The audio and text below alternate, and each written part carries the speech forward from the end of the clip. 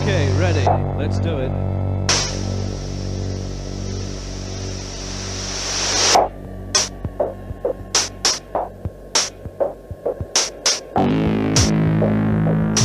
In a close season, I was back training at Dundee United, and manager pulled me in and said that there was an offer in from an English club, and he told me who it was.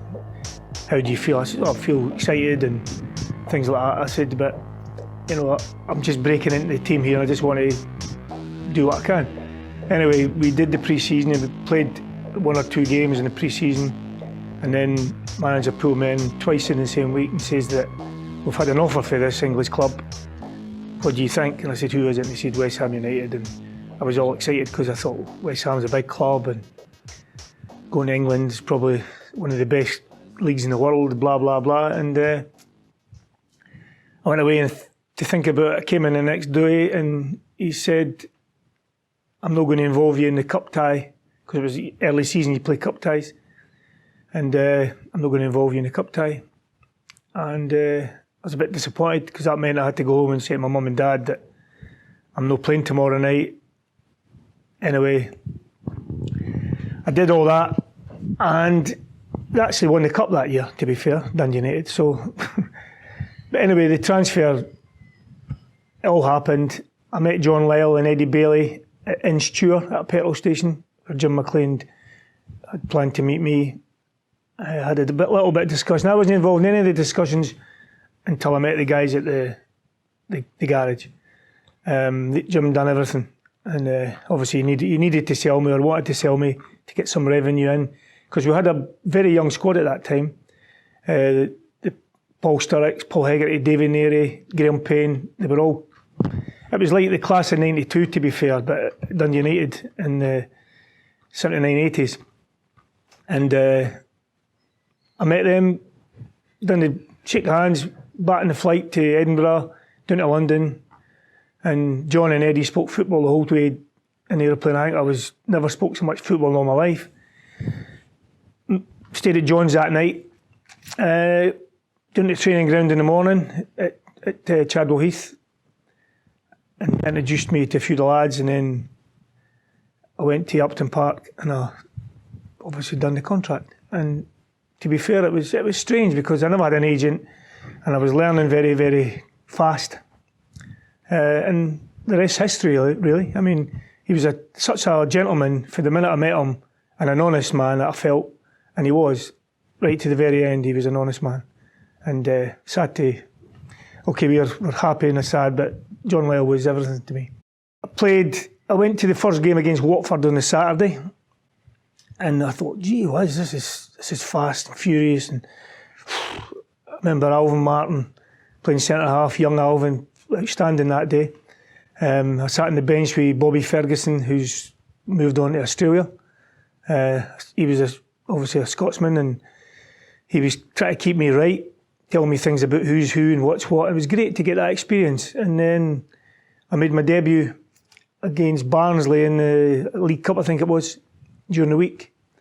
But I remember John pulling me beforehand and saying, listen, if MD says where do you play, you just say utility player.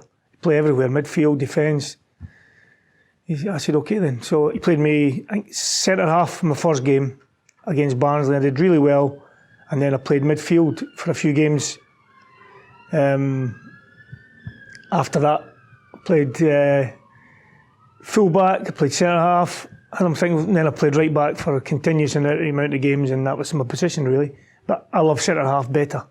I love playing with Bonja, I love playing with Alvin, I love playing with Stevie Walford. I had a great time at centre half. I was more natural, I felt. But as I said, I made my name at full back. But really, I made my name by scoring penalties, to be fair. But I like to think I was a decent player as well. But to be fair, I played with good players. I played with the Alvin Martins, I played with the Billy Bonds, I played with the Trevor Brookings, the Frank Lampards, Alan Devonshire. I mean, I go through the team, David Cross, Stuart Pearce. I played with the guys, and it was a dream come true, really, because they made me, and I like to think I made them. Or helped them, to be fair. Things went on, and I think it was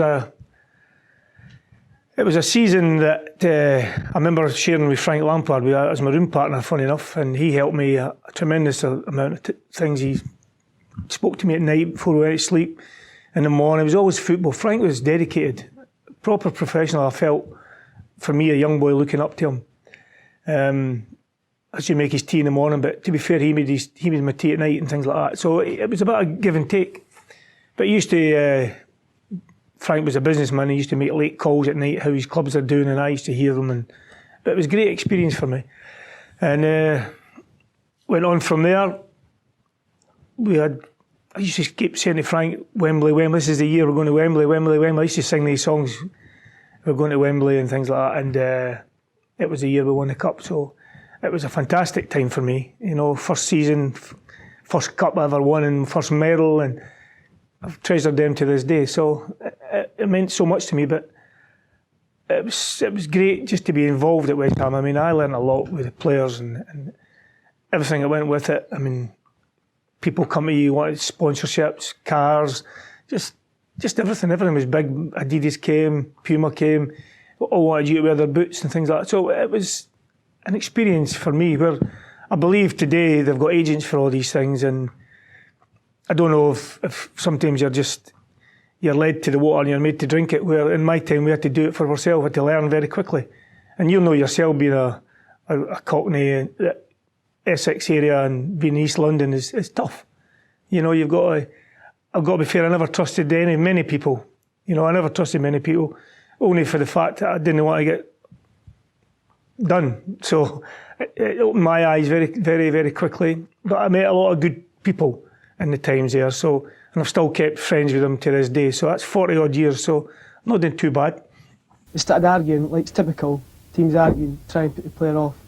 So I just went away and looked in the sky and things like that. And then I put the ball in the spot and then just knew I was putting it and just stuck it away. And half the team weren't looking, I think. There was a lot of pressure on me, being the most expensive teenager from Scotland to England. You want to start well because the pressure is on you as a youngster, but I kept getting asked after games, is it money a problem, is it pressure on you? I said no, I didn't know what I was worth. Somebody's paid something for me and I just love playing football and I just wanted to play football, and I'll try and play every game with the same effort as I played today, 100%. So it's the way I am. Everything I do is 100%. Sometimes you jump in with 2 feet, but you've got to get yourself out again. So you've got to put in what you get out and get out what you put in, sort of thing. So no, I've enjoyed my early stages at West Ham. I really did. I enjoyed everything about it. The training was fantastic. John Lyall's coaching was magnificent. He was more finesse to my game, and he spent a lot of time with me after training, working on crossing the ball and sort of learning, teaching me how to overlap, when to overlap. When I came down, I was just a raw young Scotsman, and John added a lot of experience how to play. So did I was going to say young Frank Lampard. It was young Frank at the time. He helped me no end as well. He came back and worked with me. He wouldn't give. We got a day off, Frank would have me in, and I felt that was great for an old player to want to help me. And obviously, I grew a partnership with Bonzo, Alvin, Frank. I was a back four for a long, long time, and we were very, very, I'll say good, in fact, great standard, and they helped each other, which was fantastic. But we had a good team, great lads who gelled together, helped each other. We were pals off the park as well as on the park, which helped. And we all lived in the community, and we all did community things for the club in the areas, and which is what it's all about. You know what I mean? A community. West Ham, the board were fantastic. The Cairnses, Old Len was fantastic. Martin, Brian, Jack Pitt, they were all there, and they all spoke to you, which I think was fantastic. But I do remember John telling me that he's signing me to add Steele to their defence. He says we need a young jock, enthusiastic, with a will to win, and he's seen that in me, which was fantastic, because me being a young boy and opening your eyes to London, and it was strange for me, to be fair. I did want to come back home very soon and after being there, and John persevered, and he says, well, we're doing this, we're doing that, and he kept me maybe 6-8 weeks before I got to go back home. And I'll tell you what, it was the best thing I ever done, because I didn't know, when I went home I wanted to come back, which was fantastic in his eyes because a lot of Scots lads at that time come to England and failed, and I didn't want to fail. And I think I listened to him and I listened to the players, and just being part of a fantastic squad was, I just wanted to be back here. I used to say to my mum, I want to get back down the road. She said, but you just come home, son. I said, yeah, but I need to get back doing this. That's where my living is now, and blah, blah, blah. And I joined in, and I was, I think Crossy was probably one of the, he called me a jockney. That's what he called me. Instead of being a cockney, he called me a jockney. So I think it stuck. And then obviously when we played in a pre-season game, somebody came in, Hamish McAlpine, my old goalkeeper, played them in a pre-season friendly or something. And Hamish banged on the door and he came into the dressing room and says, where's Tonka? And all the players looked at each other, who the hell's Tonka? And it's me, that was my nickname for Scotland. So it really was a touch like an elephant and a thunderous shot and things like that. So built like a Tonka truck. All these things come out, but that was the first time the lads, then Tonka stuck after that, which is good because I still see the guys to this day and they call me Tonka. How you doing, Tonka? So it's been fantastic. And the man who's got to put it there for West Ham is Ray Stewart. I tell you, Jeff Pike's not looking for one. And neither is Alvin Martin, neither is Paul Brush. So we have some of the West Ham players not looking. It's Ray Stewart, and he scored! I do remember sitting in the dressing room at a game, particular game, and Jeff Pike used to take the penalties. And John said, obviously, we problem, Jeff's not playing, so he'll take the penalties. And I stuck my hand up straight away, saying that I'd take them, right? And that was me from that day onwards. I never looked back. And I've made a reputation, and even to this day, you get mentioned in the penalty kicks and whatever. People used to even say that I should go to England in the World Cups and things like that to show them how to take penalties because England were failing at the time. But it was a bit of laughing, a joke. But certainly everybody's got something on their side that they're good at, and I was good at penalties. I like to think I was a decent player as well, but again, I wouldn't have been a player if it wasn't for the teammates because they helped. I mean, if I wasn't doing it one day, Alvin would be across backing me up, helping me out. And if he wasn't doing it, I'd be helping him out. And that's the way they were. Bonzo was exactly... I mean, they were a brilliant, great team I was in. And it taught me a lot in life at the time, how to grow up. I grew up very quickly. We travelled away the night before to Hendon Hall. And we got suited up with nice cream jacket, brown trousers and whatever. And I got... Instead of sharing with Frank Lampard, John put me with Paul Allen. There's a strange one. There you go, there's youngest player ever. And me, being a young boy, I was only 19 as well, I think. And two boys together, and we're watching the television that evening, and Brian Clough was on, and Brian Clough was slaughtering young Paul Allen. He was actually saying things that, a young lad, nerves and everything. And Ollie was throwing things at the television. I said, Ollie, you're all right, wee man, you're done. Anyway, here's me, the experienced one of the two, if you can see what I'm saying. It was funny how John done that. Anyway, I got up in the morning and I was nervous, a cup of tea, and because Frank used to, it was one of the things with Frank when I shared with him, cups of tea, so I over up for cups of tea, and I went for a walk, got a newspaper, I wanted to read all about it, the big day, and I just wandered back, and then we got a pre-match meal and everything started to tick into place, and I get to Wembley and I get a programme and I'm looking for my name and I'm not there. I was at number 11. I was number 11 in the team, in the programme. I thought I wasn't playing because you look at two, I think it was Lampard and whatever, but I was number 11. But obviously I knew the team. Afterwards, John told us the team, and it was out in the park. It was fantastic seeing all the West Ham fans on the way there out in the park. And then just before we done our team talks and everything, we done our preparations, and just before we went out, we were sort of up, ready to go. John says, right, everybody, just take a seat a minute. Take a seat. So we sat. John says, right, we're going to change the tactics slightly. We've been working this all week, by the way. Change the tactics slightly. Crossy, I want you to play up on your own. I want you to run around, be a horse, run everywhere, do this, do that. Pancho, that's Stuart Pearson, just drop back into midfield. So instead of playing our 4-4-2, we played 4-5-1. And we're looking at each other, but I'll tell you what, see the tactics, that won us a game. We scored, was it 13th minute or something? Scored early on, Trevor's header. But in that time, Terry Neal, Don Howe were outside the dugout technical area. Wally Young, David O'Leary were saying, what do you want us to do? What, push in, drop off? Two experienced players, mind you, couldn't handle why they've got one up front. David Cross was on his own, playing here, playing there, playing everywhere. Crossy played every position up front that day. And then we got back in front, I think we went back to our normal tactics. And we sat there and were tight. But I remember late in the game, very late in the game, I could have scored. If something happened and Bonjo's had the ball, left midfield, broke forward, and I'm a full-back, and Bonjo's a centre-half, and I'm edge of the box, I get the ball and I dribble the ball into the box, and if somebody wants to look back, I nearly scored. It was on my left foot. And I mean, but the rest is history, because we won that game 1-0 and we were second division team, but Tony, we were a first division outfit without doubt. We were in the Premier League because there was none of that at the time, but we were certainly a good side. And to win the cup, I mean, the glory it went with them.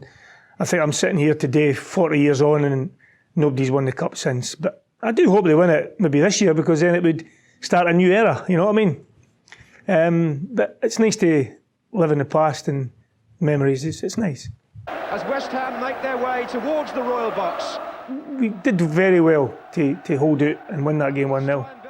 And we knew how to kill games. We had Trevor Devs, gave him the ball, and Trevor would slow the game down, and Des would get it, and Des would up the gears. He'd be like a Rolls Royce. And we had a great, I kind of forget Parksy. Parksy was a big part in all this. I mean, we had a back four, I said earlier, but Parksy was the backbone of our team. He was brilliant. I mean, I knew he was coming because the ground would vibrate. You know, he was coming to take a cross, and I knew that I kept it away. But we had a great understanding. And it was great at the time, because the rules at that time, you could receive a ball for the goalkeeper and we'd give him it back again, and it was good. But again, the rules have changed nowadays. But we were such a good back five that no many teams could break us down. The FA Cup for West Ham. I've never lost at Wembley, by the way. Other times I've played at Wembley, I've never lost. And every time you're at Wembley, it's an occasion. It's at internationals or it's cup finals. And so I remember going up steps and seeing all the fans on the way up, and they giving you scarves and teddy bears and hats and things like that. But the guys were just so happy. And Bonjo picked the cup up, and it was a great feeling. And when we got down on the pitch and we got to hold it, I think I ran away with it. I was so pleased and chuffed. You know, we run around lap honour, and I was so pleased to get it. And just, this is my first cup, and it was just a great feeling. And I like to think that the FA Cup should keep that spring every year. It should be a good test for every team to be FA Cup winners. I mean, it died for a little while. Teams now are putting out second outfits to play it. I can understand the Premier League's so big and the money's in that, but clubs should want to win the cups for their fans. I mean, it's a great day out. Great day for the players, great day for the fans, if you win it. It's maybe not so great for the players if you lose it, or the fans, but I'm a winner through and through, and I just want to win. So that's part of it. We got on Lacey's bus. I think we met at the ground, Upton Park, and we came out Upton Park, and all the way up Green Street, and all the way up London Road to the town hall. And the fans were, I mean, no joking, there was probably more fans there on the Sunday than there were on the Saturday at the game. And I think we're talking 100,000 people. They were on lampposts, they were on top of roofs, they were on cars, they were everywhere, and it was fantastic. Just waving at them all, and they all knew you, which was great. You thought you knew them as well because they were waving and everything. And it was just a great occasion. I mean, I've never experienced anything like that in my life until I went there. I mean, West Ham fans are fantastic, I've got to say. And they love their club, they love their players, they spend every penny they can get to go and see their team. So, yeah, it's tradition, and hopefully it continues that way. And 10 years was a long time in my life. I got injured. I was injured in cruciate ligaments. And honestly, it was probably the worst thing that ever happened to me in my career was the injury. Being left out of the Scotland World Cup squad was a big thing for me. I was really hurt because I was involved in every game, whether I played, subby or whatever. I was involved in every game right through, and I got left out of the final hurdle, and it broke my heart. But being kind of person I picked myself up again, but the injury was the saddest thing ever. I mean, it did break my heart. And I've never recovered from it to this day, to be fair. But I'm still up and moving around, so I'm happy, and I'll never forget my days at Upton Park, to be fair. It's not a business of just... I love Upton Park, was fantastic. Certainly at the night games, it was fantastic. I mean, I look back in there and there was a patch about 30 yards square just outside the tunnel, Upton Park. It was always muddy, always. You could never receive a pass in there, and when you did it was had to put the big waders on to get out again. It was so bloody muddy. But the pitch improved so much in the years. I mean, at the later stages when Upton Park closed down, I mean, the pitch there was fantastic. Unbelievable. I mean, you could play in shoes, you know what I mean? Didn't need boots. But I had so many nice feelings at Upton Park coming out. I remember I had a wee tradition in myself. I was going through a bad patch, and not everybody, but you get a bit of booing and that. You do get that when you're not doing things right for the fans, and you know, Stewart, you bloody idiot, and all the rest of it. But I learned, always came out behind Trevor, because Trevor always got a cheer, and I learned that picked me up again, which was good. I learned it very quick. You know, keep me bubbling. Oh, there's a cheer. It'd be for me, but it's for Trevor really. But you've got to jump on the back of things sometimes, and I think that's how I grew up pretty quick. I played with Patsy Holland, I played with Paul Allen, I played with Jimmy Neighbour. I played with all these guys in front of me. I worked for them as much as they worked for me. They defended for me as much as I attacked for them. And on the chicken run side, I remember one day, the first game, the chicken run, something happened, they'd done something wrong and they gave me a bit of stick. I think I gave them the fingers. And, that's the worst thing I've ever done. Oh, they turned on me. And I think it was Frankie Lampard must have sussed it, because he's a right East End boy. He told me the next time you're here, you better get right on their side and give him a flipping a clap and applause or something there. So something happened, I went up, gave him a thumbs up, and I've never forgotten it. And I've been liked probably ever since. But I did take that 2-minute spell in my game where I gave him fingers, because he gave me a bit of stick. But you have to take stick in life. You have to be able to stand up, be counted. And I think I grew in stature for them, and I think we become friends. It was a team that I'll never forget, because to this day, 40 years on, we're still friendly. We still communicate to one another. I mean, obviously, it's sad that there's people in the days like Patsy and that who played most of their games and didn't get picked for the cup final, and him being a real West Ham boy. And but these things happen in life, and I still see Patsy to this day. Patsy's probably one of the best coaches around in the game.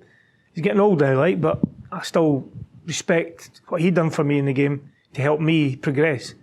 And old Frank Lampard, I keep saying old Frank because there's young Frank, but even Trevor and Billy, and I mean even Stevie Walford when he came to the club. But I think when I joined West Ham, Alvin was a young boy. Alvin Stardust, that's where he got his name, Stretch and tall guy and everything else. But we grew up as friends. We fell out many a time, of course we did. I mean, that's life, but we're still friends to this day. John Lyall took over as manager from Ron Greenwood. Well, he's a special man, very special. I mean, when he come to he'd obviously, they watched me 18 times. So there's a man doing his homework, right? Had me watched. And it's a long story, this, because he had me watched, and the final night they came, John Lyall and Eddie Bailey came to watch us against Airdrie in the Cup. And Jim told me not to play, because transfer was there. It was happening the next day.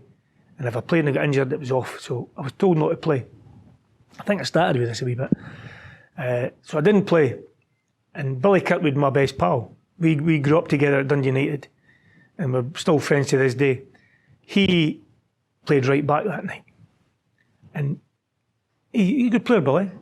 And Eddie Bailey turned to somebody in the crowd. He says, good player at fullback. Oh, yeah, Billy. He's not as good as the lad that plays. He's injured tonight. Eddie went, who's that? He says, Ray Stewart. And Eddie didn't realise that who was who, because this is Eddie come to see for the... And he realised then that Kirkwood played well. He could have signed Billy Kirkwood in the strength because he had a good game. But the boy said that Boy Stewart, a better player. And that's, honestly, didn't he know a lot changed in the matter of one game? So, this again, that's history. But Kirky and I laugh about it to this day. It could have been him and no me. But luckily, people talk. If you don't talk to the people who go every week, you don't find things out, do you? But it was a fan who said, you ought to see the other one. He's no playing tonight. Boy Stewart, he's no playing tonight. So there you are. Just how lucky lady luck's on your side. And as I said, the rest history don't. But Kirky, he's done well in the game. My pal, he's done brilliant. He's still in the game to this day as well. So it's worked out for both of us. 6 of his 7 goals this season have come from the penalty spot, but none as important as this. And he puts it in. And Clements is down on. Do you know something? I never decided any time on technique. I practised. And I never used to practice against any goalkeeper. I just practiced with a goal. I put some cones in the corners, a foot in or a yard in or whatever, and one in the middle is he's a goalkeeper and things like that. And I used to take 50 shots, 50 penalties every day. I practiced. And I knew I could do it with my shot, to be honest with you. And I could tell you if it's a goal or I could tell you it's no goal because you could feel the way you struck the ball. And I could strike a ball. I practiced that as well. I mean, nothing was natural for me, to be fair. I had to work at most of my game. Headering, jumping technique, tackling. I had to learn to jockey because I used to dive in as a youngster and learn to jockey. And then you become, you're a tough player. It's not that you're a tough player. It's just that you become ruthless and stronger. And no, you don't go in mentally to try and hurt anybody at all. You go in as fair as you can, although you go in a bit stronger. But I just don't know. I just felt that everything about your game had to develop. You had to move on. You had to keep moving. You had to, as I said, I'm glad I worked hard at it because, as I said, 40 years on and I'm still getting spoken about the best penalty taker ever. There's always going to be somebody better than you. It's like I was the most expensive teenager. Years later, there's more players being moved on for bigger fees and everything. But it's an honour to be there once, you know what I mean? To hold on to someone is very, very tough, but you know you're out.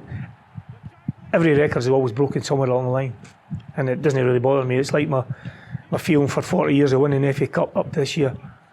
That'll be broken soon. I'd like to think so, to be fair. I mean, we can't live in glory forever, you know. But as long as the guys are still alive, I would like it to be still in place for them because you don't want to see any of them going, that's for sure. Despite his reservations about Liverpool's goal, John Lyall was delighted with the comeback. All the managers I played for, Jim McClair at Dundee United was a fantastic manager and a wonderful coach. I've got to say, John Lyall was fantastic. A gentleman, a father, a manager, a coach, a person you could speak to about anything and he would listen. And I'll tell you what, he knew. People used to say, you think you know everything. I've got to be fair, I think John did know everything. He knew where you were, he knew what you're up to. You talk about Sir Alex Ferguson knowing where all his players were. I'll tell you what, John Lyall knew where all his players were. And he got to a stage, he said, look lads, if you're out at night, having a jolly, don't drive your cars, phone any of us and we'll come and get you. There you are. He doesn't want any of us in the bad publicity. You know, so these things happen. Hey, listen, players are players and players will always be stupid, they'll always do daft things and that's the way it is. It'll always be that, you know. But a person in the public eye that people can pick on pretty easily and all your good stuff can be destroyed in 5 minutes. So it's a sad way, but that's people in life, that's general. But I've had a great life in football, looking back and over the years, but certainly the people with the East End of London and far beyond made it for me, to be fair. I'd like to think, again, I pleased them in lots of ways as well. So it's a two-way thing. There is something special about these East London people. They're no mad, they're just brilliant, they're brilliant, so they are.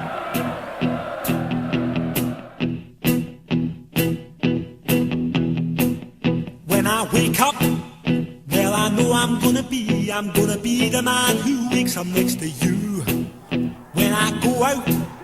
Yeah, I know I'm gonna be the man who goes along with you. If I get drunk, well, I know I'm gonna be the man who gets drunk next to you. And if I heaver, yeah, I know I'm gonna be the man who's heavering to you. But I would walk 500 miles and I would walk 500 more to be the man who walked 1,000 miles to fall down at your door. When I'm working, yes, I know I'm gonna be the man who's working hard.